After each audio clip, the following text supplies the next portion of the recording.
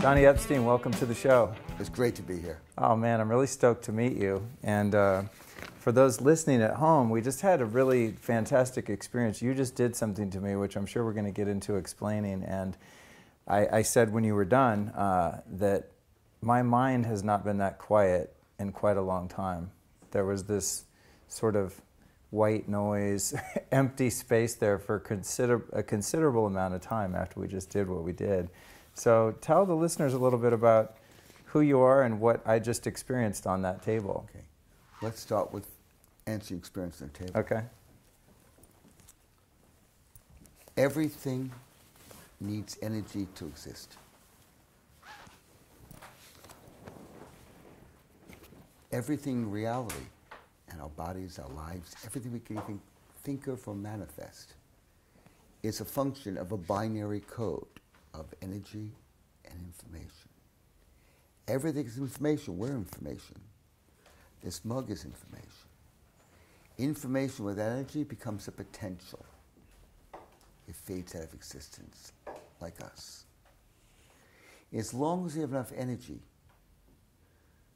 to bring to the information, something's manifest in life. So, I will answer about the mind. If you take a match and put it to a piece of wood, the wood burns.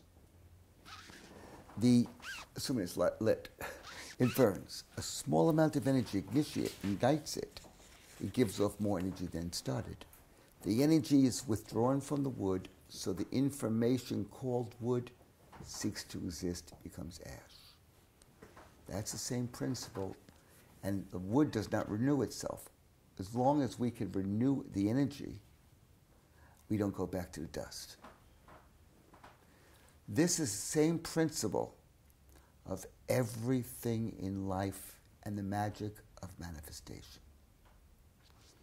If you take energy out of a system, it breaks down. You don't bring energy in a relationship, you don't have it. In the business, you don't have it. You can look at people's bodies and know who's put conscious energy into it or not. As a stylist historically there, you would put a lot of energy into how these people are going to look. And even if they didn't care about it, your focused attention on them and how they were going to look, and that's because of the brand, how it's going to affect things, made an impact. If you make the wrong choice for clothes, your enthusiasm about the wrong choice would still have carried over into what's happening with them. So now, let's get to the next point. So, you don't like something. Why don't you like it? It has nothing to do with the circumstance. Nothing to do with the story. It's because when you focus on it, you have less available energy. So the thoughts and emotions you have drop to a lower level. You don't need much energy to be depressed. You don't need much to be upset. The same thing occurs with when you like something. It has more energy. Whatever you have experienced more energy with when you're thinking about it or focusing on it, that's what actually you value more, and that's what grows in life.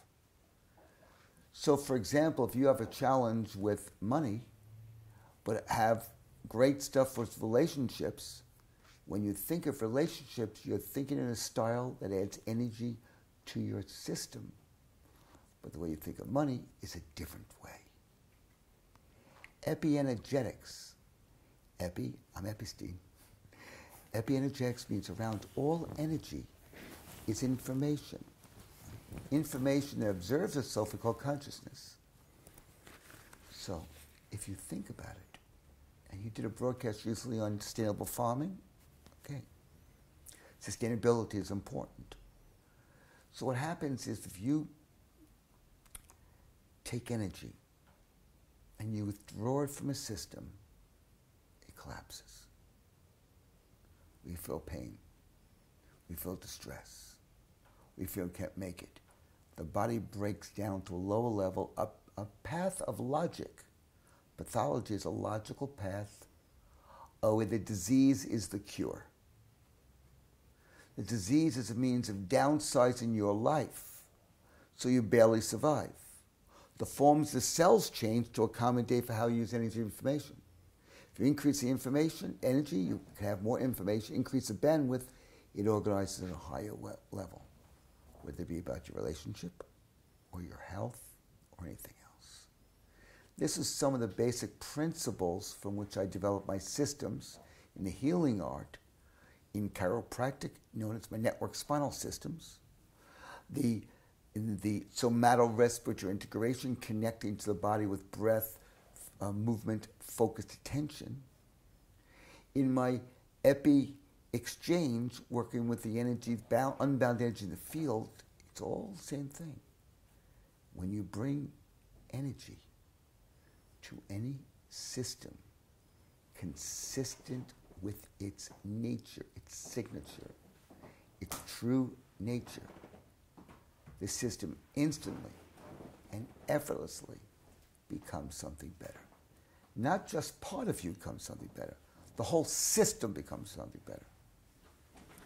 And I will get back to the question about the mind. Okay, I want to get a little more context for it. When I was a child, my parents had some challenges with me because I normally saw energy of creation. I didn't see the physical form as reality. We see the physical form and see the space between us. The space to me was reality. Everything else was emerging from that space. Please don't get it wrong. It's not a fun place for a kid to experience the world like that. It's a scary place because there's no context, which is one of the reasons why I'm on the path I'm at now. For people to realize the nature of reality and the nature that reality is more than the physical world. And we must bring that energy in to influence the physical world in a way, not separate from it. What was it like when you were a kid and you were having that experience that you were experiencing reality in a different way than the other kids in the schoolyard, and you're seeing the space between trees rather than the trees, and that? How were you able to contain that? I didn't. I was drugged. I was diagnosed at age 4.5 with petite mal epilepsy with atypical, with high temporal lobes activity, which is associated with creative genius at times. But in a chaotic way, couldn't organize it effectively. And it wasn't healthy enough for the energy to move through the system effectively. With visual, auditory, and kinesthetic prodromal signs, warning of it, like before a headache, people may get flashes, that type of thing. And hallucinations, they called it. Okay. They weren't hallucinations to me. Okay. That was a challenge. They seemed real to me, but not to everyone else. I was placed on extreme amounts of barbiturates, which were big in the 80s, 90s, oh my God. They were big in 1950s and 60s. Like downers, like sedatives. Barbiturates. Yeah. And so phenobarbital, dilantin, all those things. Wow. And high doses they wouldn't give to an adult at that time because they didn't know yet. Okay. Right. And they kept trying to get my EEGs to happen and for me to stop having those experiences. Some of it was scary because my parents would put a needle in me and I wouldn't wake up for a day, day and a half. And I'd wake up, he'd be dazed. And I'd very often tell him about some experiences. So were you seeing reality in the sense of sort of a fractal, disintegrated way where it looks, where you're not seeing the physicality of things, but seeing the vibration of the physicality? I know it's hard to explain something that we can't share the experience of. As you're speaking, before you say the words, the field of space around you, which is where thoughts and experience originate from, it pulsates at a different energy level. It's a frequency. It's a sound, but it's not auditory, but I know it's a sound, a vibration. And I would actually see the change in the space between us like it would be like a heat coming off a road with a mirage. Oh, okay. Sometimes I'd look at you and I would see equations going very quickly. Wow. Because it's like the Matrix, the screen. Wow. That's it. So would you say that that you had or have an ability to sort of see things at a quantum level and perceive that before, prior to form? As I live in that world. Wow. I have. Huh. And it's illness if you live there and not here in the other plane too. And I'm romanticized because it had no meaning for it. Without meaning, it's frightening. But I learned over time what that means. I learned the language of that. Later on, when I was around 30 years of age, around that time, I was able to start picking out people by their faces, pictures. Before, someone would say, this is your grandmother, this is this. I'd say yes, and I've had that memory. But I couldn't organize it by myself. And this is all part of the answer to the question about the mind and other things here.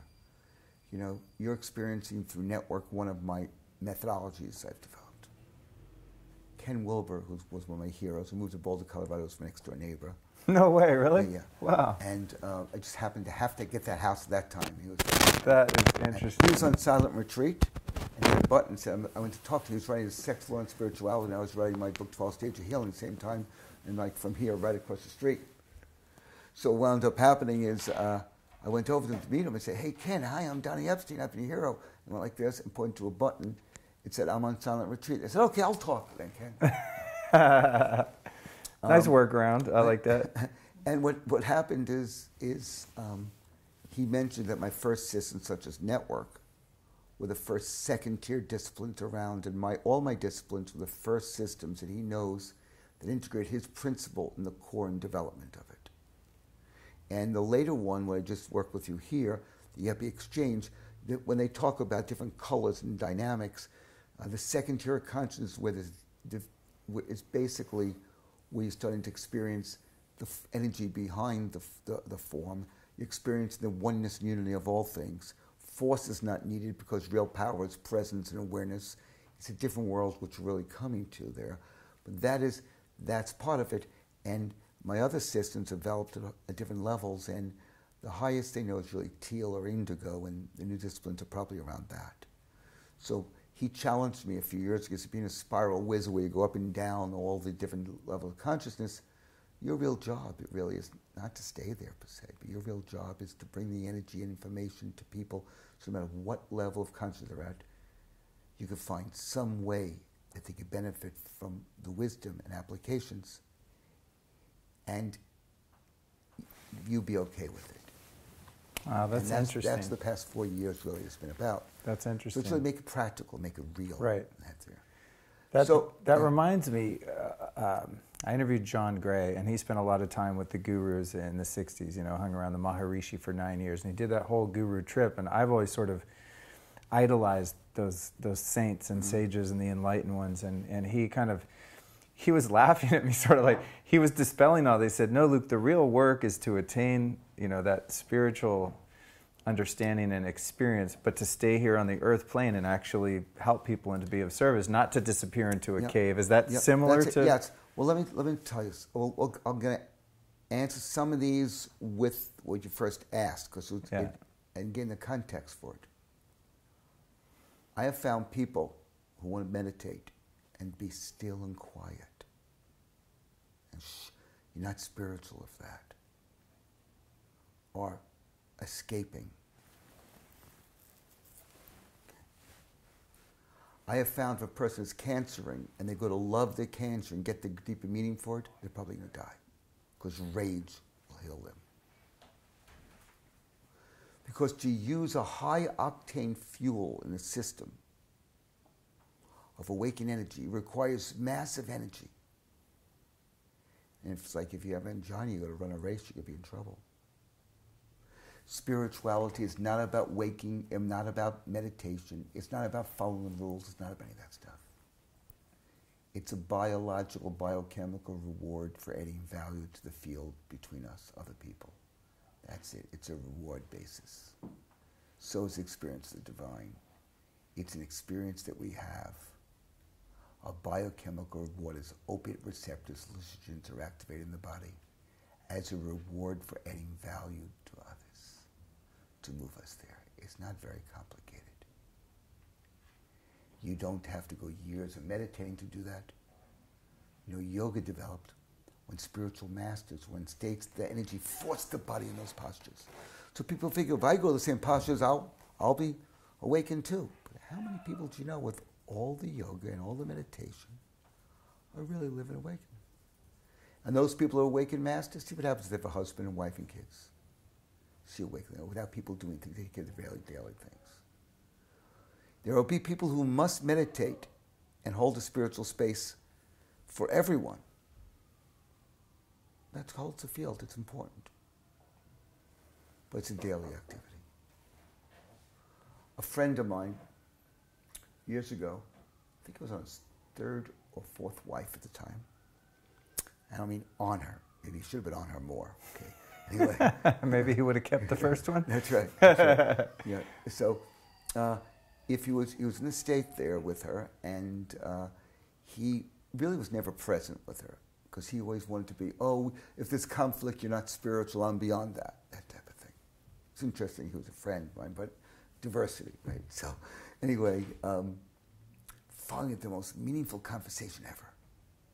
He listened to her. She cried. He cried. It was an extraordinary type moment. She thanked me because I had just taken care of him before that, so he got to that state. And he was able to be present then. And I spoke to him. He said, it was amazing. I said, great. He says, so what's next? He said, I'm going to India to go silent meditation. Why? To find out what's next. I said, you're a fucking coward.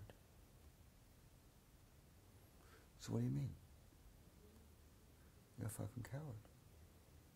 Why? If you want to be spiritual, wake up in the morning and night next to your wife. Listen to what she says. Take care of her. Worship her soul. And listen to every complaint she has about you and say, tell me more. You want to be spiritual? Go call your father you haven't spoken to in 20 years. Go pay the child support you haven't paid for this. You're a fraud. You go to silent retreat for 28 days? Who the fuck's going to tell you you're full of shit? After a while, you'll convince yourself, because the mind will be activated, how enlightened you are. So, well, my guru told me something similar to that. He said, don't come out to be a silent meditation. What did he say? He said, you're going to spend the 28 days here? Go help the poor people instead. And look at them. Anyway, he went to 28 days silent meditation. He told me his extraordinary experience. He came back and realized he's outgrown his wife. That's the exact opposite of spirituality. In the name of it. So, let's get back to the question about the mind. Every religion, major religion, or say the spiritual traditions, which religions was founded in, the challenges, the spiritual traditions are extraordinary, and the structures they're based in don't support that, because all the spiritual traditions are about faith and acceptance and love and community. Yet all the structures are about certainty, self-importance, the opposite. So now, new structures developing. It's not saying they're wrong, but they developed at a different time. People needed that very much. Now, but they all spoke about that there's a bioenergy or a elan vital that organizes the body from the dust and animates everything. Its job is to make sure you have enough energy to stay alive when the body forms in utero. But that's the ceiling of its job, just survival. I have found working with people with my network spinal systems that it regulates the bones, the ligaments, connective tissue, including the membranes around the spinal cord called the meninges. It regulates the bones and the organ formation. If there's enough energy, then the energetic intelligence, and it's intelligence that organizes how the energy goes to work, what it manifests. So would you say that you or one of the practitioners of your modalities then is like a conduit or a translator of that energy field, or providing an access point to the field to allow that reorganization to happen? In the network, it's about accessing the right neural receptors in the body to access intelligence. That's what I've researched. 30 years ago, a little over 30 years ago, I was able to produce a wave in people. And their intention always was the original intention of the chiropractic profession, which inspired me in all different ways around the turn of the century, was that said there's a vibrational field of consciousness. And the nervous system is a conduit for translating that in one's life. And if you stretch the neuroskeleton, the spinal cord and nerves there, it alters the ability to carry the vibrational signal. Therefore, the cells that are formed are changed in form. The way you experience the world mentally, socially, and spiritually change. And those principles said we're always evolving naturally, even in the astral planes you're evolving. That's what we talked about those days. Wow. And the purpose of chiropractic would be to make sure that there's a reduction of that mechanical tension so there could be normal tone or vibrational resonance of the individual with the organizing wisdom that's always perfect. That was the original principle it was based upon. Now, like most things, start out as a very disruptive technology. To get accepted, they have to become part of the existing paradigm. That's it.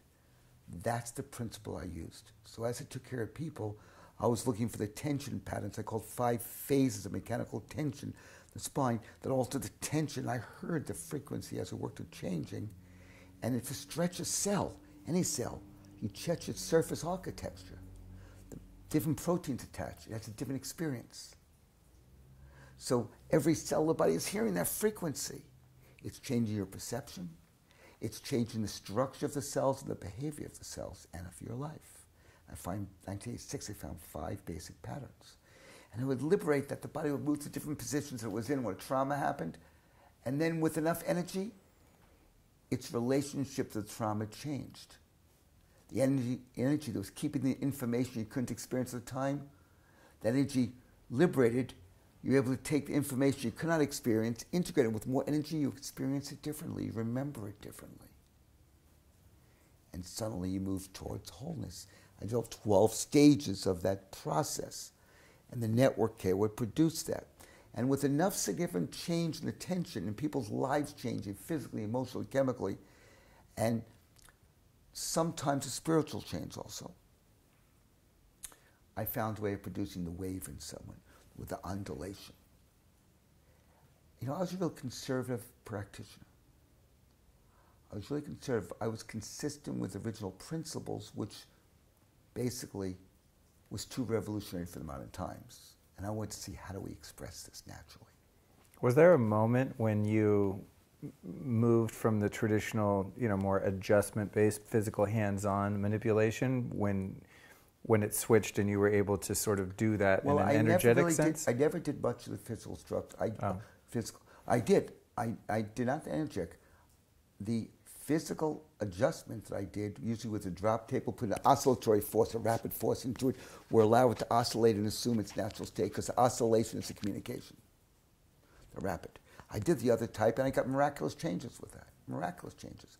But the first thing we'd do is make sure the spinal cord tension was free, so the system could move and observe itself, because if the spinal cord is under tension and the nerves are under tension, it's not able to express the consciousness it needs to, and usually the body is stuck in a loop of reacting to emotional and chemical stresses from the past, so it's not even here now.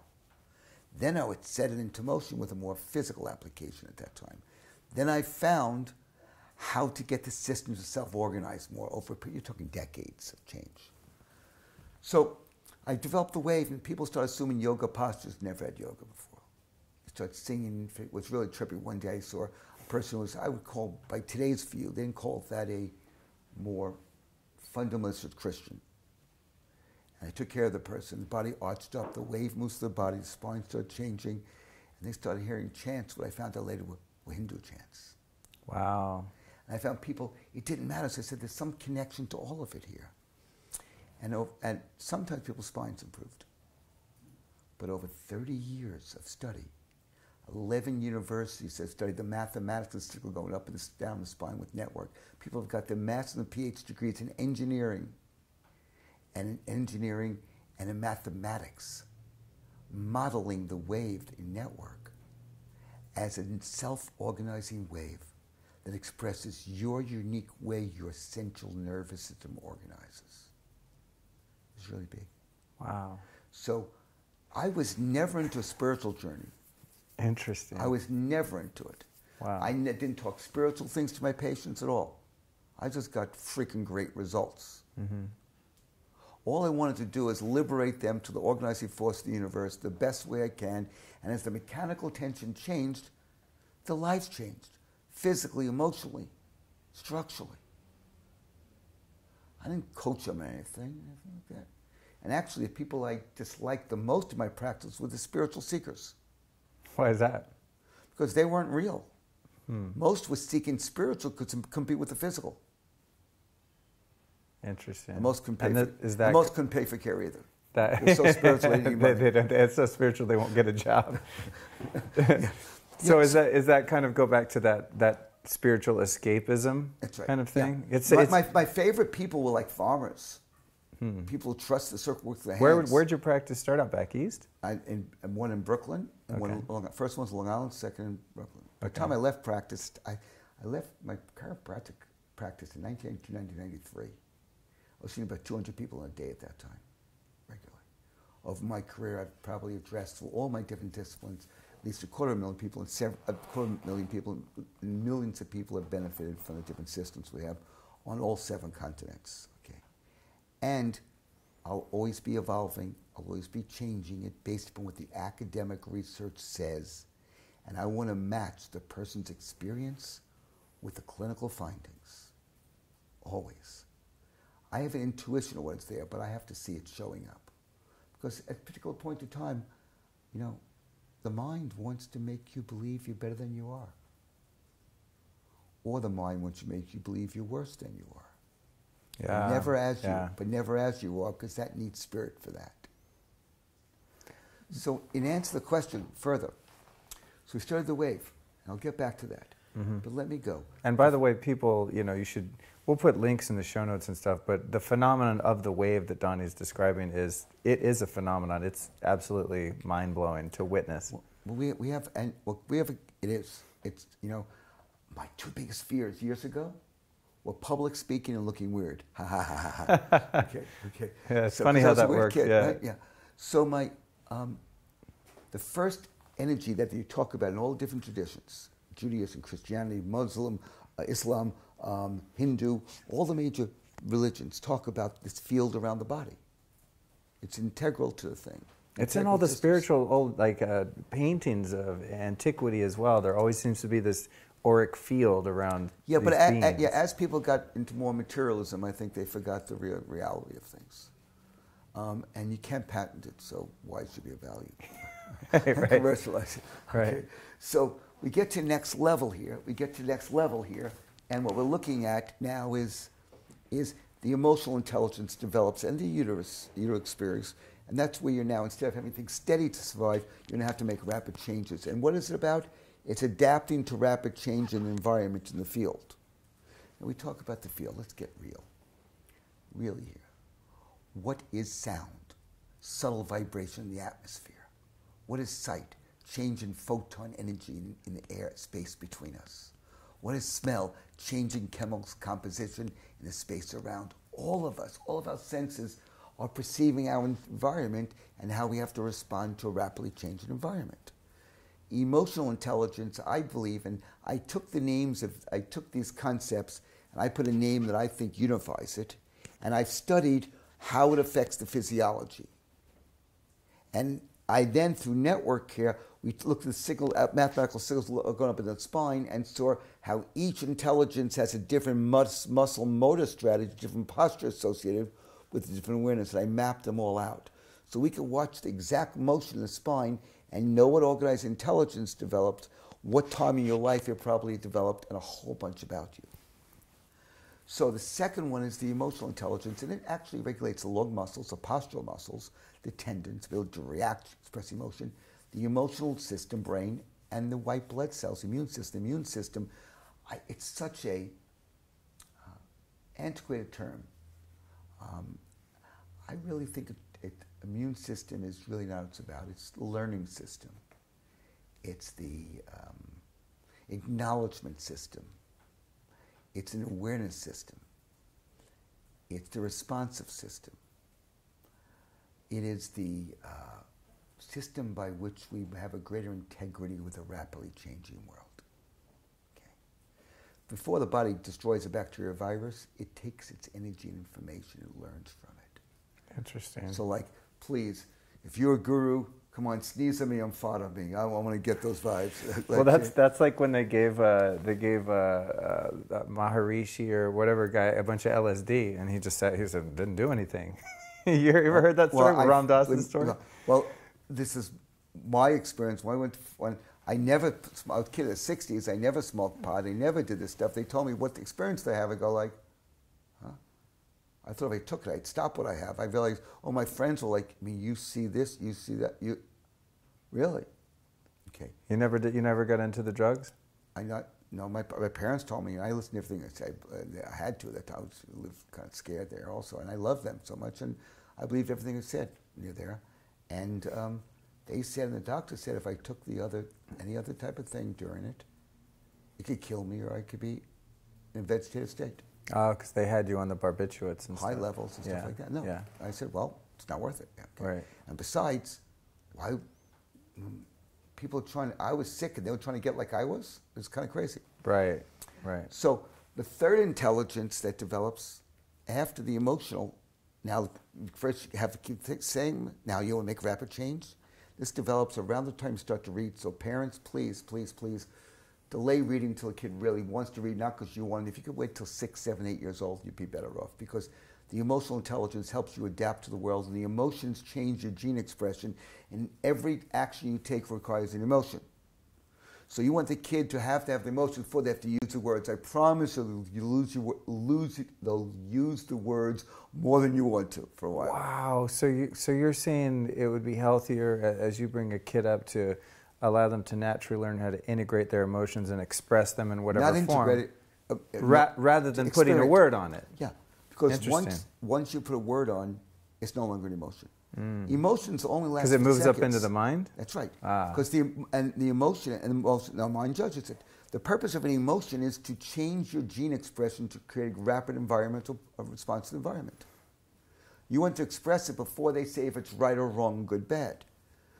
When I take care of some people in some of my programs, my EpiExchange energetics programs, and especially one particular program, Ultimatum, each person gets 2 emotions a day, additional ones to live out, to act out. We kind of wire it from the field. And then some people, we ask what emotions you experience an average week that are painful, which ones are more constructive you may have. And some people may say, well, emotions I feel are anger, frustration, and sadness. So no matter what happens in your relationship, no matter what happens in your job, no life, no matter what you achieve, you can only have those 3 emotions. Get this. The chemicals that produce emotions are in the back of the spinal cord, where the signals before the first synapse comes in. So the brain's not receiving what's going on. The brain is receiving the way you've responded emotionally to that in the past. Wow. Wow. Now, this is what we, in the modern vernacular, one would call like being triggered. That's right. Right? And what happens now is, that's a trip. Now if you add more energy to the body and the spine, it changes every thought, every emotion, every action, every symptom, every disease, everything you manifest in life. All of creation only exists, each thing at a very narrow threshold of energy. Have less energy, it's more painful, it breaks down. More energy, it sustains itself. Even more, it grows. With more, energy exports to the field between you, space between you and other people, and synergy happens. Synergy doesn't happen because of what you said. It happens because of the energy you bring to the field when you say it that makes you say something different. So now we get to the lower mind, the first thinking mind. The culture requires, since we have the longest level of dependency of any species and a lot more dependence past generations there, it requires that in case it's buffered, in case the mother and father and grandparents were messed up, that the tribe, the culture will tell you who you're supposed to be, what you're supposed to think and not think. And this is, again, many spiritual people have difficulty with this. You don't want your child to be an independent thinker at this stage. You don't want to ask why. Why? Because I'm the mother, I'm the father, I told you why. Never ask, do you want this or that? Never. And the only question is, do you want to eat now or in 5 minutes? You want to have the broccoli first or the okra, or whatever it is. That's it. That's the only question. Because the child of that age must develop a sense of self. To have a thinker thinking, there must be, or to think, there must be a thinker. There really is no such thing as thoughts, there's just a thinker. The thinker will go into the field, which is the cloud, and attract the thought consistent with their energy level. And your energy level is supported by your posture, your structure, and that's it. So is this why, I notice if I don't get enough sleep or I'm just run down, like negative thoughts are much more prevalent than if I'm rested and I'm feeling nourished. Because your first intelligence... Like I'll be more irritable, Well, the first intelligence, the bioenergetic intelligence, it gives you enough metabolic energy. When you don't get enough sleep, it doesn't have energy. So it's going to make sure you want to survive. It's going to downsize your life. You'll have less emotions. You'll have the emotions that don't take much energy or courage. Then the mind will only think the sports will support it. Why would someone for years be in chronic pain? Why would somebody be messed up or worry about who they are all the year? Because it doesn't take much energy. And many people, when life gets uncertain, they'll get a symptom, they'll be messed up or depressed. Why? Because at least they get, it sucks, but it's certain. It sucks, but it's certain. That's a good tweetable. Right? That's a good one. It sucks, but it's certain. Because if they didn't experience that, they'd have to deal with the bigger things in life. Right. And the more people you deal with, the more you go from I to we. Illness is allness, we-ness is wellness. They both have ness. It's I or we. If you don't have energy for your own self, you don't have energy to make a we. Like we, but we.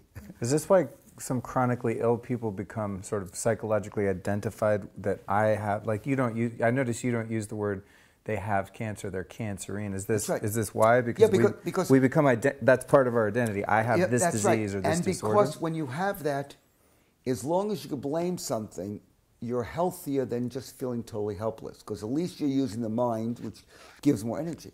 Mm-hmm. But it also stops you from the next level. That's the whole purpose. Once you have a diagnosis and a prognosis, you identify with that. And that's called, I call pain any uncomfortable situation or circumstance that interrupts your ability to experience the magic of the moment. So you people who have to text people while you're having a meal, that's pain. You take a jog, you have to have the exact music you want, that's pain. You're describing a lot of I'm thinking of every habit I have that has an associative habit. Because all of them are based upon that. And if that, we'll get further. So the lower mind's job is to say, is it good? Is it bad? Is it right? Is it wrong? Will I be accepted? Will I be validated? Will I please someone? That's an essential point in development. Because this way we fit into the culture, and probably 8% of the world, if that doesn't happen, you're either dead, sold to slavery, or disassociated from the culture. Is that what you're calling the lower mind, what some people would identify as ego? No, I'll get the ego another thing. Okay. The lower mind, everyone has to have an ego, and you want to fill it. Starving the ego creates pain in the world. Starving the ego stops spirituality. Because you want to have an ego and fill it until you find that it doesn't do enough. Okay. The more you starve, the more you separate yourself from spirit. Okay. People have all these complicated rules on what you have to do. The easiest thing in the world is to have more energy and awaken. It's these rules we have, so people feel self-important. Well, before we started recording, we talked a little bit about the spiritual bypass, and then you went even a step further earlier where you were talking about the guy going to India, and I've had that experience at different stages of my development where I think, I've got it now, I've arrived. I feel very spiritual, and it's like the ego even will attach to that and sort of make an identity out of It's not the ego, okay? It's something else. How would you explain that? Let me continue with intelligences. Okay. So lower mind intelligence is important to set boundaries. Is it good, is it bad, is it right, wrong? Because we're conditioned to know what can we think and what we cannot think. What should we think, what should we not think? That's essential. Because of all the thoughts in creation, we're taking what? A half a grain of sand on a beach of thoughts and taking that. Everything that's not considered identity doesn't exist. At that level, if it agrees with us, it's great. If it disagrees, inflammatory cells are produced, and we actually start getting ill if we go there. An important stage in development. So don't ask the kid, do you want this? Do you not want that? They don't know what their job is to let them want what you want, to be a mini you. Because since the species has survived, they're supposed to be the mini you. Don't worry, they'll spend the time reacting against it. But if you don't give them that structure, they have a fixated part of their development. And it's like, but I don't like this, but I don't like this. Is that the problem with millennials, this generation? Yeah, and they want the certainty. Right. Okay. Not to say that they are a problem, but I've noticed now that I'm a bit older, I go, oh, there are different generations, and I can sort of see some of the pathology that's come after my generation. It's also come out because they most often have lost parents, had fractured stuff, and at the time, whichever intelligence develops at that time, if there's a trauma, there's enough energy to organize, it's a challenge in the development. So if the challenge in the development of the mind, he's going to keep thinking. Otherwise, somebody says, what's your phone number? 1, 2, 3, 4, 5, 6, 7. Okay, got it. Well, what's the number? Oh, do you want to write it down? No, I got it. Okay, because the mind should focus on something. Since the energy gets it, and it's over. On to the next thing. But if there's not enough energy, the mind, the concept of mind, the one who thinks, breaks down. It's inefficient. Just like the bioenergy breaks down, the bones, the ligaments, and your energy system breaks down. The emotional, your tendons or muscles will break down, or you won't express the right emotion. The same thing with the mind. The thinker, you see, don't ever try to change the content of the mind. Its developmental strategy is already complete. It's done. You can change the content of the mind. The mind will always, the lower mind, this or that, right or wrong. If you bring enough spiritual energy into it, it'll focus on the gratitude. It'll focus on whatever you feed it. The grass is not greener on the other side. It's greener where you water it and what you water it with. So EpiEnergetics is around all energy. It's a field of consciousness.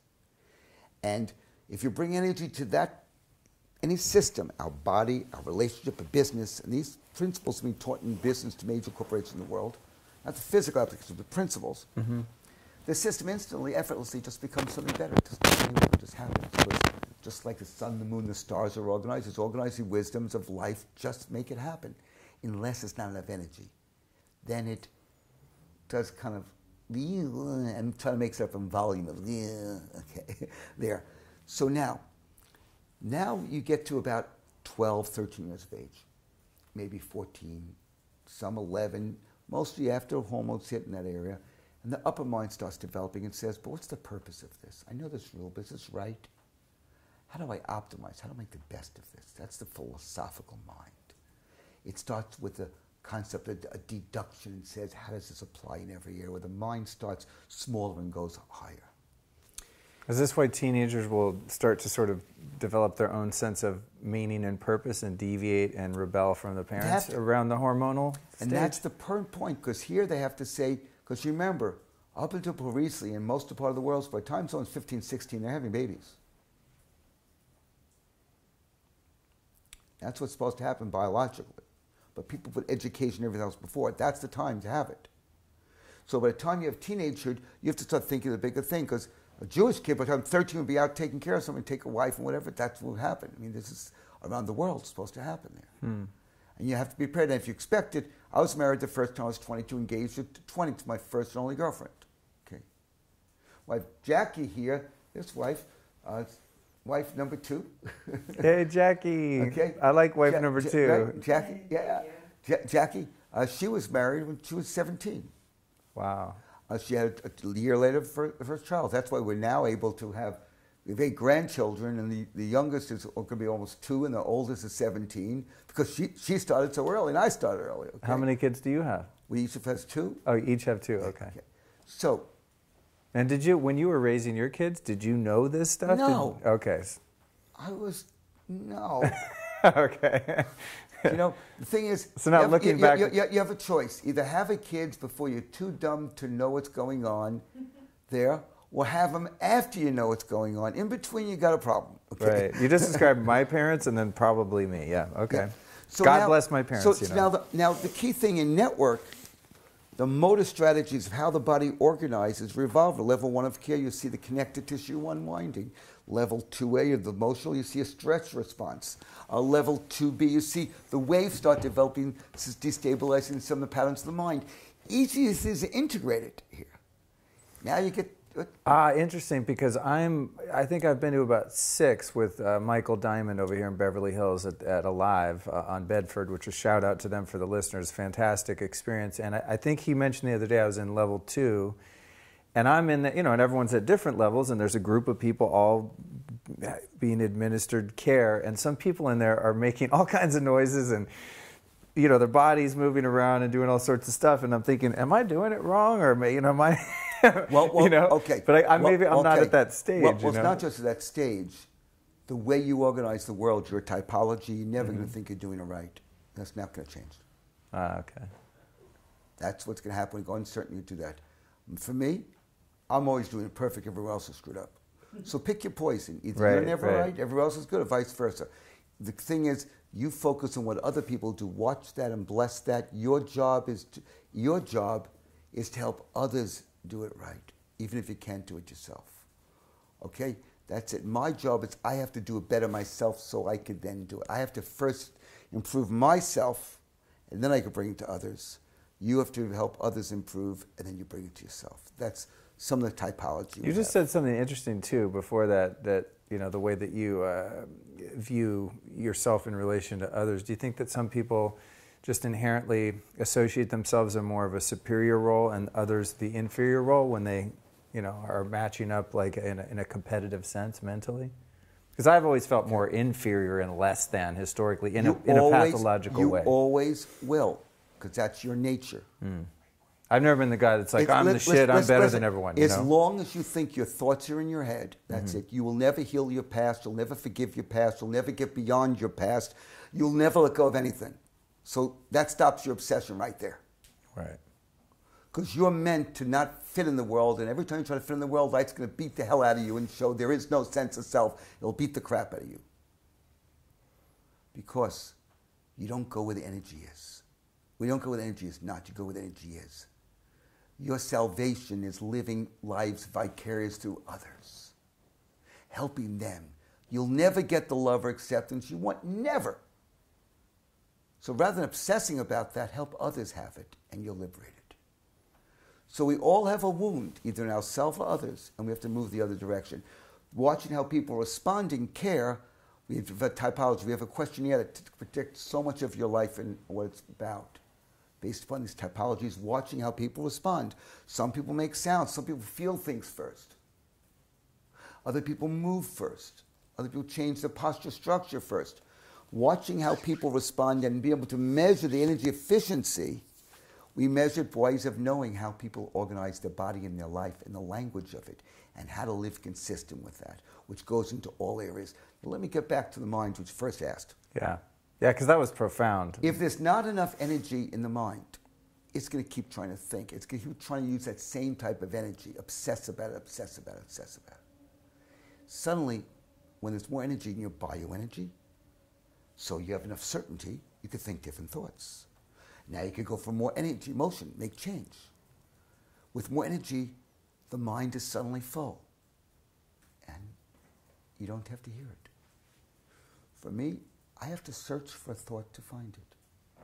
And I'll choose like butterflies, a flutterby, like a net, I'll pick the one and say, this one.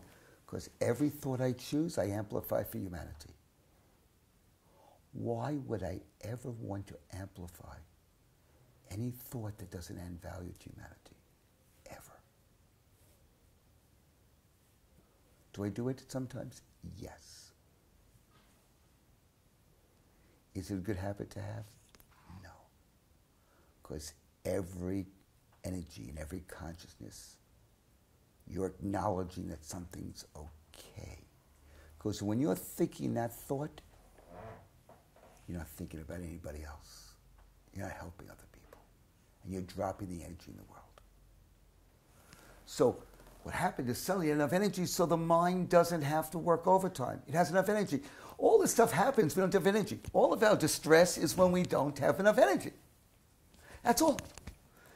And it's not about the circumstance. If you don't have to change your job or your relationship, circumstance to change your life. How is that? Just change the way you use the energy and you'll have a different experience and a different impact. And doesn't that then in turn reflect an outward change? You know, what I've noticed in myself is I've really worked a lot on my mentality and the kind of thoughts that I give energy to. I mean, I've been working on that for a long time. It's getting better and better. As long as you're working on it, it's not right. Okay, so how would you frame that then? If it's done, it's complete. Okay. If you're working on it, it's not your nature. You don't never have to work on healing. You never have to work on spirituality. That is such a means of making sure nothing changes. I'm working on it. Sort of like when you say, I'll try. That's right. Similar kind of thing. Because if you got it, if you use the right energy, it happens instantly. There's no effort. But for most of us, our identity has been effort. What I think what I'm getting at is that it's like that, what's the term? When you change the way you look at things, the things you look at change. And I'm experiencing that more and more. And I'm going to give you the rapid track to that. Okay. Okay. It's this simple. The amount of energy you have available, consistent with your nature and the way you use it, instantly changes the thoughts, the knowledge, the understanding. You don't have to learn. You don't have to be taught. You learn. You just know. Okay. That's it. As I said, that stillness happened because the mind can't get it. You have to look someplace else. The upper mind now says, how do I optimize it? Once you use the upper mind, use both parts of the cerebral cortex, and now you have so much energy left over, you export it to the field. So now where you may have had to get 8 hours of sleep and be either gluten-free or dairy-free, or had your whole list of what has to happen in your life to be okay. You go to Whole Foods or something, and you travel with a buckwheat pillow. You have a whole list. You got my number. You got it's a typology, and it's a reason for it, and we understand that. And your buckwheat pillow, I want to be on an airplane, but I have to know what the seat is. I want to be not too close to the window, too much noise, do this. A whole bunch of stuff has to happen. Yeah. Okay? That's because there's not enough bioenergy habitually. So you keep thinking the thoughts, not just thinking a negative thought. There's a thought that's less of energy efficient. Don't think it's a negative emotion. What we call negative is something when there's a negative energy level. That's what it means. So when you have the upper mind, now you have enough energy to say, how do I optimize this? A problem doesn't even exist there. It's an opportunity. Now with this amount, you feel different energy. This energy, suddenly space between us is charged with this coherent energy, and you start thinking different thoughts. Someone could say, I don't know what to do, I don't know what to do. I could be in this higher energy state and just be there. And I'll say, well, if you did know what to do, what would be the answer? Boom, you have it. Of course, with more energy, that's an energy source. It's actually not just me or you, it's the field between us. Once you get to what I call energy rich, an abundance of energy, at that particular point in time, we can make a bigger impact on the environment than it makes on you. This is where we start making a change for people. Then we get the soul intelligence. After you probably have lost family members, you had enough loss, your identity has been ruined, you've had enough instability in your life, you've achieved and are never satisfied, whatever's going to happen, you get to a point that you sense there's something more. And it's not physical. That's where spirituality happens. It's called the soul energetic intelligence. And instead of just two vertebrae rocking like a network, we have two, you have the heart also three. That produces a field effect where now the heart is actually getting energy from the environment and bringing it back in from the field around you. The body arches up, the head goes back, and we have an awakening real experience. This is what happens. You're more energy efficient. The spiritual, personal development that happens in the different forms of care I have, and spiritual experiences, or spiritual, I say it's spiritual, but you don't develop spiritually, you just are. Okay?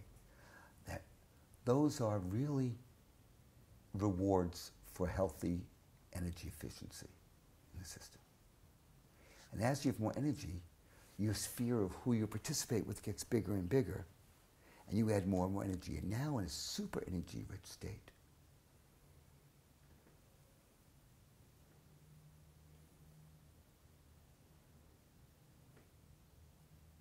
Silence happens more. The mind calms. And now you experience the physical reality behind the form, which is what I was born that way. Now, what happens to some people who, for example, have addictions? Ah, you're reading my mind over and over again tonight. Because it's funny because I have my list of questions and I'm like, it's like no questions needed. It's not they're all being answered. It's great. Because it's not your mind. Yeah. I could predict the thought by the way you move your body, the attention, energy, because it's a tuner. You tune into frequencies. Mm-hmm. We share the same thing. And as soon as you have that thought, very often I get the thought if I'm connected to you.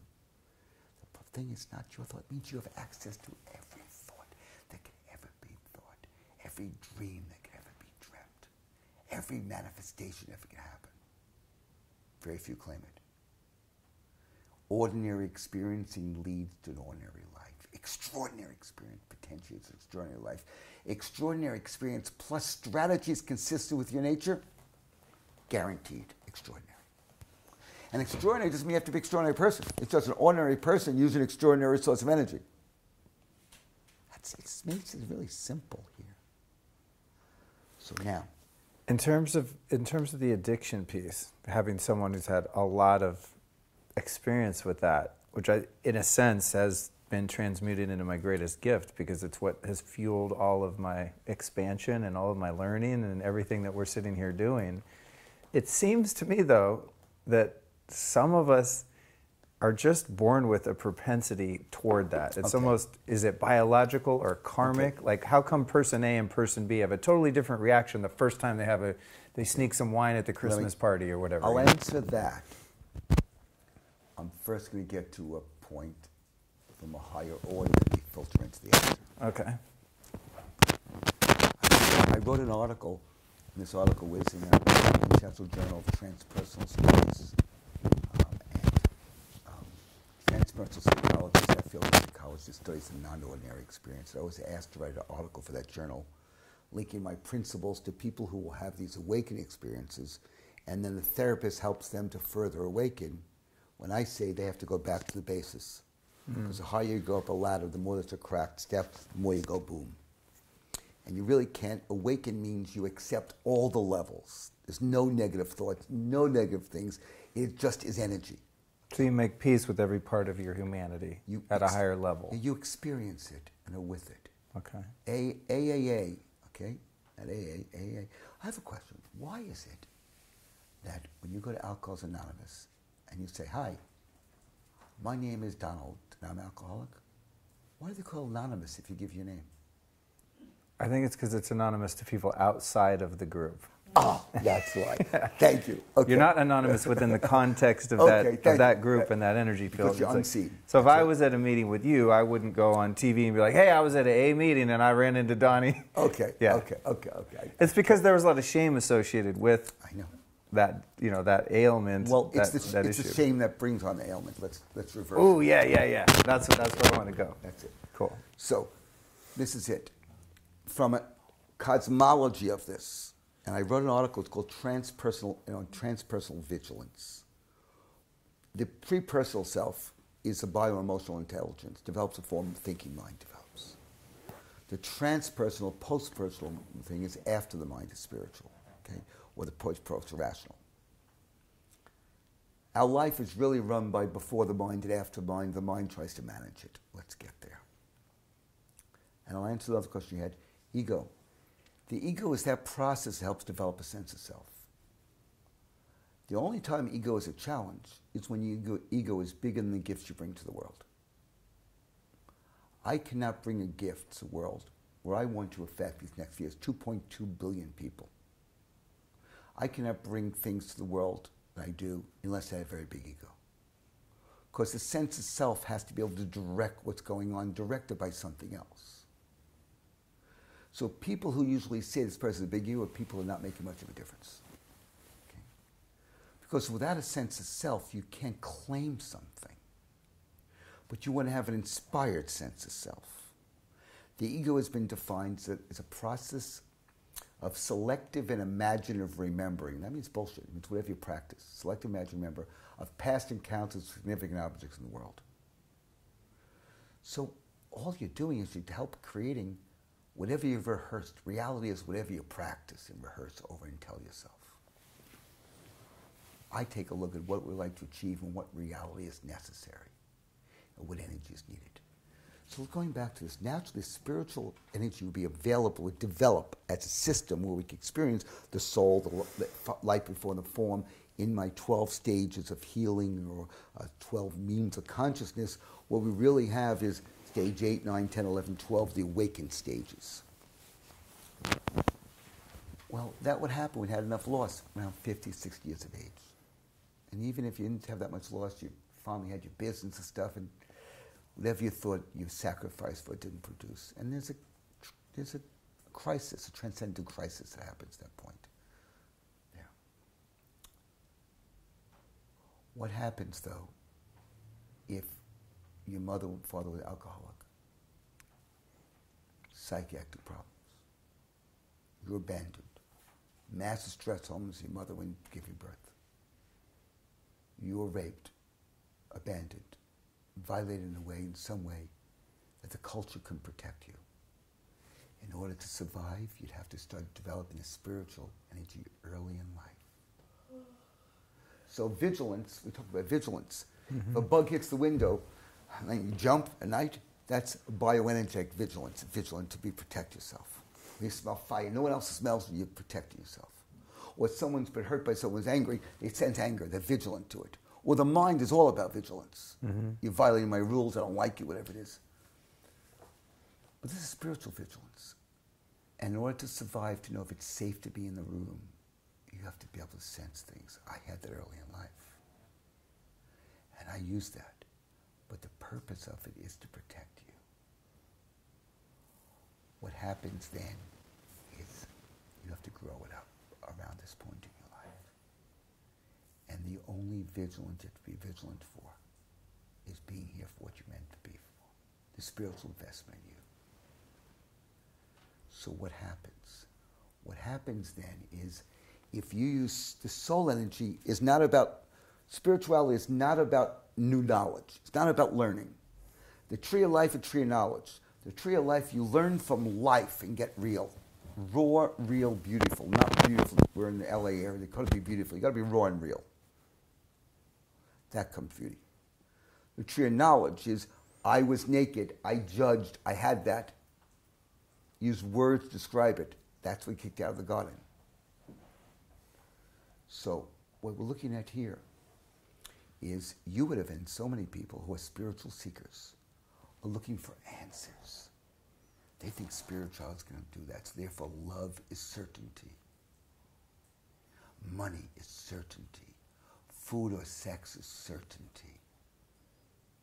The purpose of soul is to rip apart everything you thought was true. It's never to answer questions. It's to give you more questions. It's the largest force of instability in existence.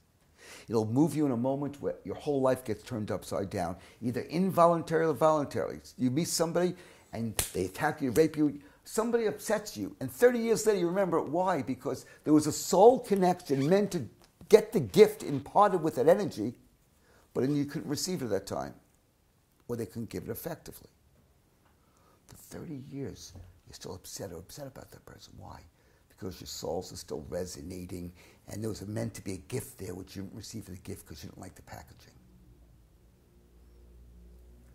So, what happens then is if you want your certainty, if you drink, you get certainty. In a few moments, you get certainty. You smoke. All addictions are really a person having certainty, but you get so much certainty you can't tell you have to have variety. Yeah. So you go back and forth, you go back and forth from that. The challenge is you're getting a high without the reward that you would get from helping others. That's so true, because in all addiction is they're not inherent, at least in my own experiences, they're not inherent and abject selfishness and self-centeredness. You're very insulated, you know? It's all like right, you're and wrapped up in yourself. For you, so called the external, anytime you live in here, there'll be pain. Once it becomes part of your identity, it draws apart, because you're meant to be in the whole world, not here. Every time something's painful, you work on it, your hands are this way. Every time something's great, your hands are that way. So we look at these. Now, getting back to the story there, addiction, one of my pet things we've done for 20-some odd years is to help Padre Ligio, a Franciscan priest, who 60 years ago went to the Italian government and said, give me those who've lost the way, drug addicts and alcoholics and drug addicts, and I'll have them live a Franciscan way of life, of service, monasteric life. Give me an abandoned monastery. They'll build the monastery as a metaphor, rebuild it for building their lives. Extraordinary, some of the best results around, because he doesn't treat them as alcoholics. He treats them as people who've been too selfish, that God beat up early. He said, because God beats up those people who meant to serve the most early in life, so spirit can get activated earlier. They don't have to wait. That's awesome. It takes 2 years to go through the program. If you're really smart, 4 years, because the intellect stops surrender. Yeah. Oh, say that again. Say that again. 2 years to go through the program. The intellect stops surrender. That's right. That's right. I've seen that. I've been sober 21 years. I've tried to help a lot of guys and have succeeded. The ones I have not succeeded in helping, it's because they were too smart. Well, I would go. You know, because they're too strong. They can't surrender. That's right. So, and so, when I would go, we go and take care of projects, communities, lecturers, communities, in 40, 50 communities around the world. Take care of the people there, see the changes, work with them. It's one of my passions. I've taken care of high-profile people, presidential candidates. I've taken care of some of the more prominent families in the world, CEOs of companies, celebrities, so many different people. What is actually the most satisfying for me personally is taking care of those who have lost their way. Because they're hungry. Not the very beginning of it. Once they realize they're lost. Okay, yeah. So, how do you find a chink in the armor with someone like that, like in addiction, who's lost their way when you're trying to help them? When they get energy, it changes. They get addicted to love.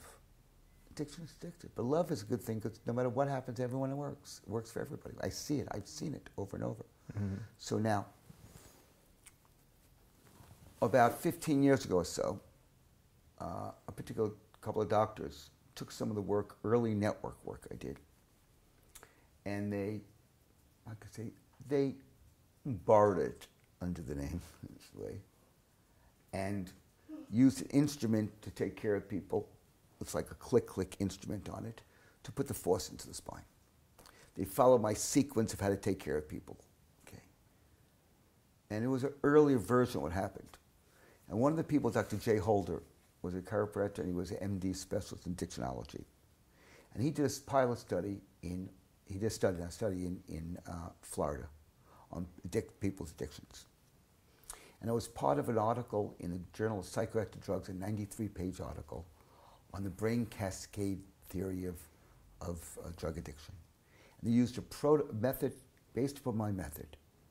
And they got the greatest change they've ever seen in addictions, with almost no return afterwards, less hospital costs and everything, less nurses' visits, etc.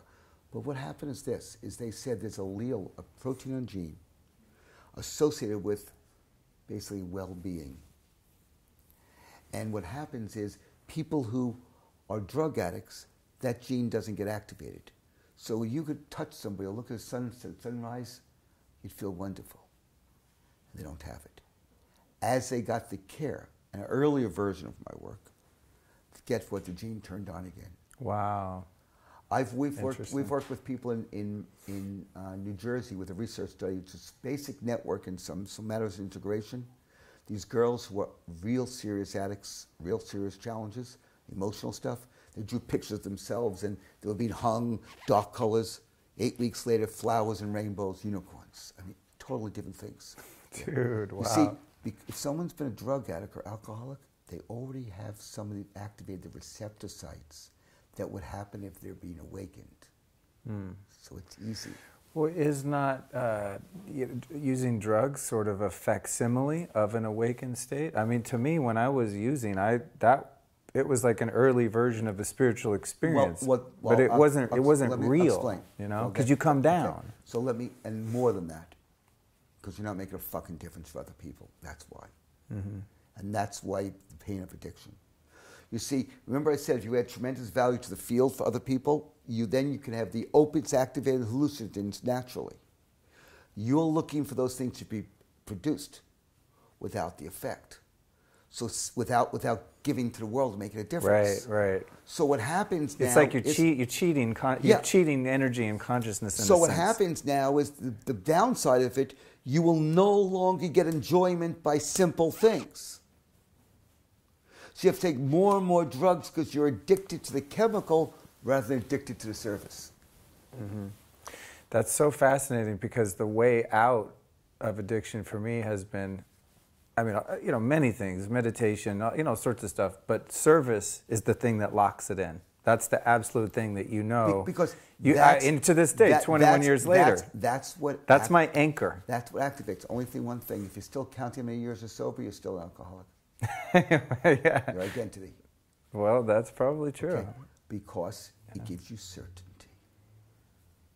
Every time you have certainty, I suggest you look for a wild adventure. When you think the rug is being pulled out from under you, hold on, it's a freaking magic carpet. Because certainty stops the spiritual experience. So what do you recommend I do? Just discard the idea of counting years?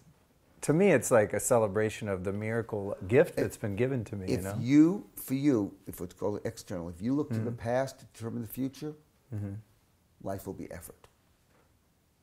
Just go to the life you're going to create for others. And that's it. Anytime you go to the past, if you were this typology, for me, I have to go to the past, that's my strength. I was tortured over and over, real torture, attempted murder, all types of abuse in my life. And there's not one thing about my childhood that's painful to me. Because I'm called an internal. When I go into the past, my energy source is there, it's perfect. You go to the past, it sucks. You're meant to be in the future. You're meant to hold the future vision for what we have. Now, watching people respond, people go out of the body like this, answering the question. Why do people make noise? If they're like external, they live out the body. If they first perceive, they make a sound out there. If they first move, they move. If they're internal, for me, it's like this. If they're what's called external, they show it off to everybody because they lift off the table. If structure's the thing, they'll hold the body like this or like this. So that's interesting. The idea is interesting. The amount of noise a person makes, and I'm moving from network spinal analysis to network spinal. Okay. Because I want people to be more energy efficient. So they don't have to make the same movements. It gets more inefficient. They get it faster, and we're looking to do this. The wave, when it goes through a person, is your own signature. It's unique for each individual. When it goes through you, it appears to suspend any motor, muscle pattern, or central nervous system pattern, spinal pattern. That's not authentically you. And it replaces it with your signal. Your sense of self is a series of motor strategies. That's why, right after an orgasm, that's why right when you awaken, the most extraordinary parts of your life, when you're sleeping, there's no sense of you. Only when there's tension is a sense of you. So, what would it be like? What is it worth for someone to have the authentic signal that's unique for that you, that organizes your motor strategy, muscle strategy, your sense of self, your function, your identity, go through you and be able to suspend all the conditioning that's not you and replace it by your own internal signal. While it carries energy and information that's been separate and integrates it. That's what happens with the network care. That's interesting because that sort of relates to what you were saying about the spiritual growth and enlightenment is not about gaining new information and learning. It's almost about just acknowledging what's already there. That's it. On one level, right? So I'm going to give you another, you had AA, I'm going to give you AAA, okay? First, become aware of an experience as it is, without the hunger to name it, identify it, change it or make it something else. Even the greatest suffering can turn to joy within 10 seconds. Second, give testimony. Acknowledge it to at least another person. You know, this hurt. This didn't feel good. This is light. This is dark. Nothing more. When you acknowledge something as it is, you acknowledge the game you play, that is an end unto itself, because with your acknowledgement you have a higher observer, and that observer adds more energy and starts changing the system.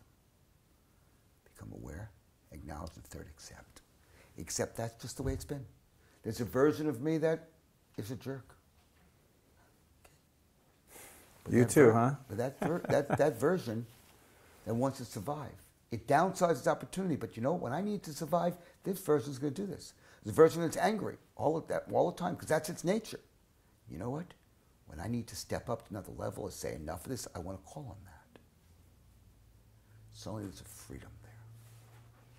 Now my energetic disciplines start with the concept, rather than liberating energies bound up in the body, instead I'm going to take the free energy of the universe and I'm going to activate it, and I'm able to, and right now I have not taught this to anyone else, because I don't know how to teach it yet, number one. And number two, I have to teach the person a level of beingness which I was born with to be able to be in that space. I will. We haven't done it yet. Okay, here. If you're outside, you take a magnifying glass, put it in the sun, you can start a fire. You magnify it. Well, I'm installing equivalent of a magnifying glass in the bioenergetic, the emotional, the lower mind, the upper mental, the soul and universal spirit, the oneness energy, so that the energy can be focused in the body immediately and used. And if there's enough energy, the mind knows. Enough energy, the emotions express. Enough energy, it's just efficient, just happens and works. And not only that, by the way, your aptitude for how you use these, it lets me know what probably happened at what point in your life. So if you have tremendous difficulty getting enough energy in the lower mind, for example, it means to age 4 to 11, massive instability. That's in my life at that time. Massive change, drugs, whatever it is. So I never learned the lessons of the mind. I still have difficulty thinking about things, this or that, right or wrong. I almost never will answer a question, is it good or bad, right or wrong? I won't, because I get going in a black hole there. But because it's so hungry, because it feels so inadequate, I want to fill it. I draw in the soul energy, and I will know exactly about your soul, what to say to you, exact right time. If I'm the universal intelligent spirit which controls everything, I will sit down with people not knowing what's happening, quote research articles that they've read or know about, and help them resolve things. Because my mind will focus on that energy. This will change the world, change the way children, because they'll learn the way it is and say, wow, my lower mind is not that effective right now, so I'm not going to ask this or that. But I choose to get more energy, emotional energy, and I'll think differently. Or I'll laugh more, and the mind will have more energy. Or I'll say, you know, I want to optimize. Rather than say do this or that, what do I want to do? Just start using your resources. And when you go where the energy is, it starts fueling. The energy is not. This is it. Never try to fix something that's not working in your life. Go with what is working and let that spill over. If there's effort, you're off base. Find the thing that's not efforting. It's easy. So, people have some questions. The questions you asked about addictions and things like that in there. There's not just a you. We're part of a larger field. Whatever patterns generationally were in the... Get this. A quick story. I was in Australia. I was with a friend. And I walked a couple of miles to take his kid with him in the stroller to nursery school. And while there, just that, the only time he did that, a man was downstairs and he looked distressed and he said, "Hey buddy, how you doing, how you doing?" He knows him. His kids were upstairs in the nursery school. Called him kindergarten. And he said, hey, buddy, well, maybe friend, what's going on? No, nothing, mate, nothing, mate. I said, it's all good, no worries. I said, no, you really feel like you messed up now. Well, I don't know you. I said, you're John's friend, aren't you? Yeah. I said, listen, looks like you need somebody to talk to. I'm here. He said, well, it's my kid. What a kid. I have two twin girls. One's playing right, and the other one is 2 years old. She was born with kidneys that are degenerating. We don't think she's going to make it. She has to be transplanted. We're really worried about her. So really? I said, yeah. I said, well, you know, it's really interesting because I'm in Australia now. I'm here, and I have a question. What have you done while you're waiting for surgery to help your daughter to heal? So what do you mean? What have you done while you're waiting for surgery for your daughter to heal?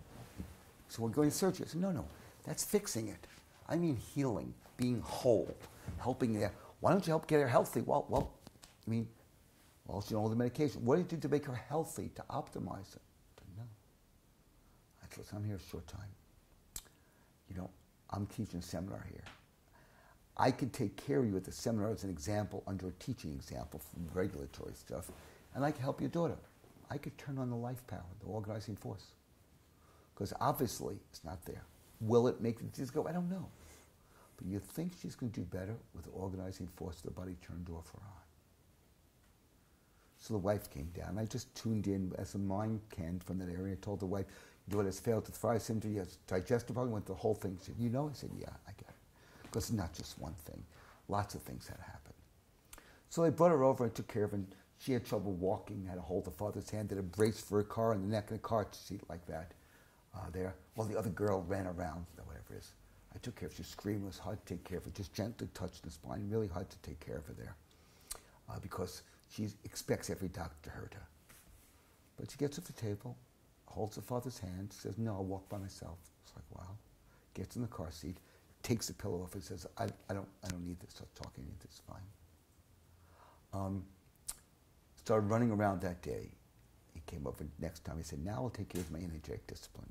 I was doing other programs that did that discipline, where you could take the unbound energy and instantly you'll have enough energy so this can function differently. It's not to heal her, it's to help her be energetically consistent with what she's made for. But I want to ask you something. Your daughter is going to get looking for a kidney transplant, and from an adult, that's right. I have a question, because the divine and patterns speak with mathematical precision through generations. And unless someone puts more energy in the system, the patterns continue. Each generation gets more intense, the sins of the fathers, so to speak. So, did any family member of yours have organ transplant? He said, well, my father had the first heart transplant in Australia.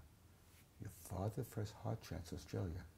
And now your daughter, his granddaughter, is going to have the first kidney for the big adult. Yeah. I wonder if that's coincidental. Do you realize that the sperm that you came from your father, and your father's came from his, because you're born with all the sperm and egg you have in life. There's women put all the eggs, and there's a pattern that goes on generationally, where we must repeat what's unresolved before us to be our salvation for the previous, and use the salvation of the grandparent, not the parent, and make a difference there. So I said, let me ask you something a bit. Your daughter obviously failed to thrive. She probably experienced massive terror in utero. Now this daughter seems like yours, the other seems like more your wife's. Yeah, they're not identical twins. It's okay. So I want to ask about you. Did you ever experience massive terror or death, like ethnic cleansing, like Bosnia or Croatia or something of that nature? Or did your parents in the country like that? No. Massive death all around you. You said, no, but you know, I was in the Bali bombing. I said, really? He said, I heard an explosion. I'm sitting there, and a wave of heat came over and just melted the skin and flesh off my arm. I was the last one to be received. I said, God, just help them get me now or take me. And just then, I was in the hospital for several months. I still have night terrors. So get this. The sperm in you experienced the consciousness of this terror and death. That formed your daughter. In utero, She has life-threatening stress and is failing to thrive. I'm not blaming her, I'm telling you it's a continuation here. Mm-hmm. For your daughter to be well, you need care. Because it's a continuation of that. I took care of the father, and that was it. That time afterwards, no more night terrors. A few months later, and I only saw him a few times in Australia, he went and reported that he was a victim of it and he started getting help. The next time I saw the girl, she was running around the things. She stopped occupational therapy, stopped physiotherapy, stopped that because she was running and developing motor-wise like other children did. Then guess what happened? They didn't want care for me next time I came out because her creatine levels, her kidney function was too high. And because it was so high, they couldn't do the surgery. He was institutionalized illness. Rather than being excited about that, he was upset. Wow. Because he couldn't get the surgery to save her life. The fact that she kept improving. By the way, her sister got a virus, everyone in school got a virus, this girl was perfectly fine there. So what I'm saying is generationally it's a pattern. Mm-hmm. So what happens is there's a predisposition in the field, and what would happen consistently in that case, from conception to birth, there'll be a significant life-threatening experience that can't survive in utero. And it could be the father didn't want you, the mother didn't want you, a breakup, something of fear at that time would happen. And that itself would affect you in a way that the bioenergetic intelligence couldn't express itself and, of course, break down. This explains then the, how the addiction and the alcoholism and whatnot runs in families so much. I mean, my whole family going back forever. Until you claim enough energy to transcend your culture. To break it. You must claim extraordinary or ordinary claims. This is it. It's interesting that you keep, and it's cool that we got to cover so much stuff about the addiction, but when you keep going back to there being a lack of energy, because I feel like what happened with me was that I didn't have the power to affect change. Pause. As long as you are experiencing in here, you'll never have enough energy. Mm-hmm. There was a lack of power to produce that change for a long time. Because there's not enough energy. That's right. all it means. Right.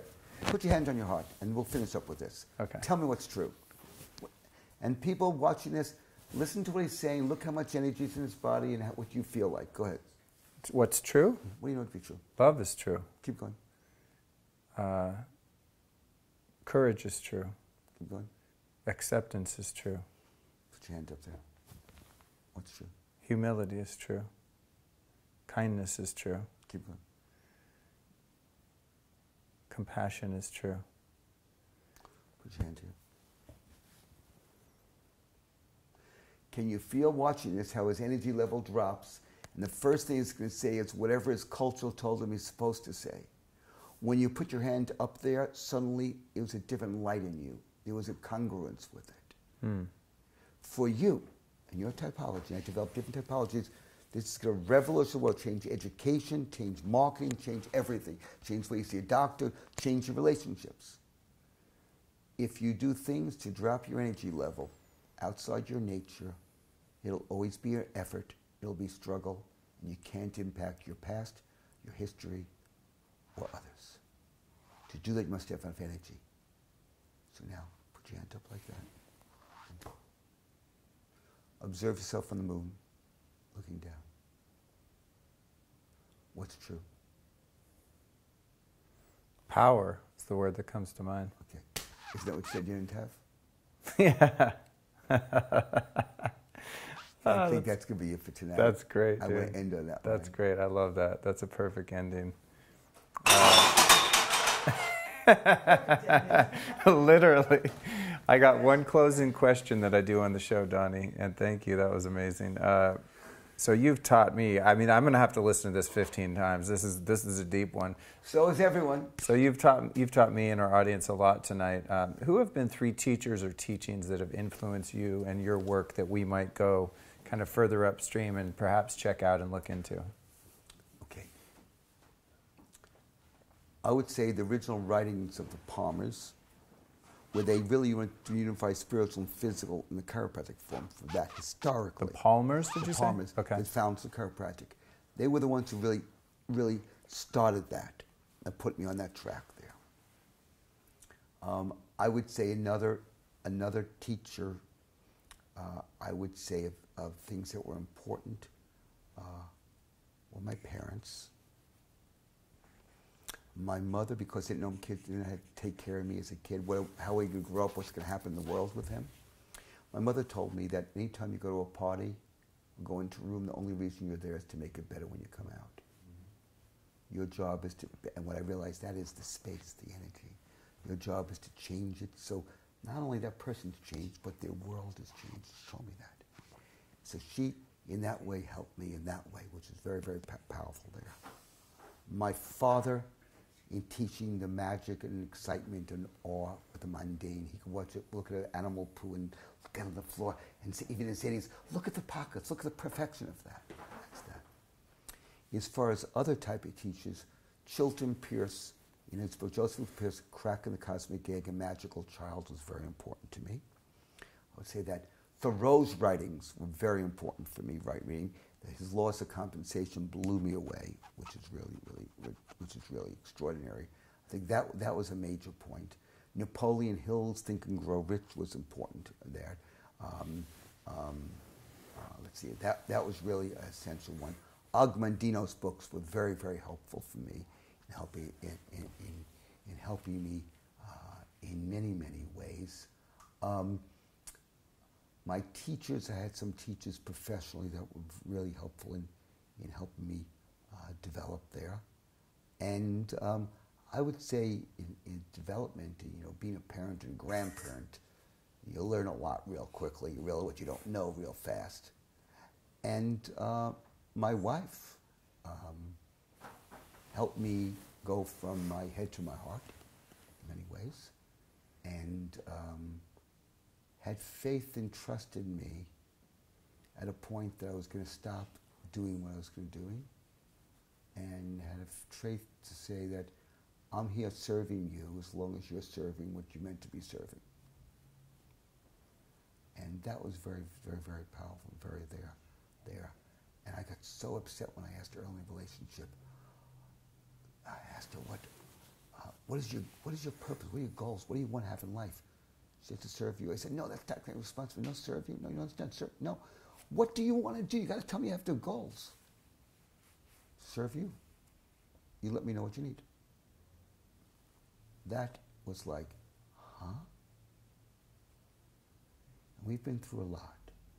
23 jurisdictions try to stop what we're doing, never for patient complaint, because we're expanding the model of healing when they were going more aggressive in healing. At that time also, because I was immature masculine and I was trying to say that the emperor has no clothes and tell people. I don't say that it's wrong, I just say there's more. Mm-hmm. It's a different story there. Mm-hmm. And some of the best teachers of all the people I took care of, because when you take care of somebody, something gets back. There's a transfer of something that's extraordinary. And all those people I've taken care of and what I've learned from them is really extraordinary. Yeah. Awesome. So. Thank you. Bonus round. Some people have a hard time thinking of 3, and you're like... And all the people I taught while teaching them, and all the stories they tell me, and all the challenges they've gone through, it's really been wonderful. You see, 2 things: the difference between a psychotic and a genius. The genius brings other people into his psychosis. Nice. I've been cracking the codes and changing the codes, the relationship between the human field and physiology for years.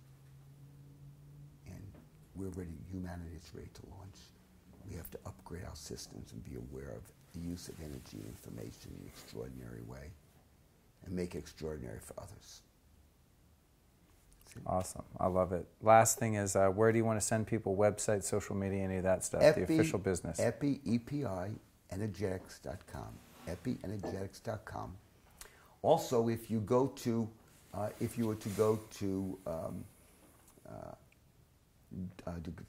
72000, Donny. We will send to you a video, a wonderful video on pain and the meaning of pain, as any uncomfortable circumstance that interrupts your ability to experience life. And it's going to tell you all about the meaning and how pain can be an angel for change. I think people need to start starting at that basis first, realize that life happens for you. Awesome, man. Well, thank you so much for your time. Great to meet you. And Facebook, Epstein Donny. Epstein Donny. Ah, that's what it is. I was trying to tag you on the video. Now I'll go back and redo it, but I tried to find you and tag you and I couldn't. It was, okay, reverse name. Cool. And when you go to the EpiEnergetics website, EpiEnergetics, there's also a documentary, as you mentioned, filmed at a program, The Gate, by Emmy Award-winning journalist, short documentary, won tremendous other awards, one of the best storytellers, and he chose to tell the story of this. It doesn't explain anything, but it helps you capture the experience of what happens as life shows up. And you'll see both the physical applications there and my working in the field with people also. It's an amazing video. That's why I reached out to you guys. I watched that video. I'm like, I want to come to this. When is this happening? And then that led to meeting, you know, your wife, Jackie, and getting you over here. So yeah, that video blew my mind. I'm going to Denver, and it was where I was born, so maybe I'll go there and get reborn again. Well, listen, if it doesn't look weird, now, it's not going to be around. Right. Because the future always looks weird to the present. Right. And we need a lot of weirdness real quickly. Right on, man. Weirdness that's great, though. Right on. Thanks. Thanks, Donny. Appreciate it, brother.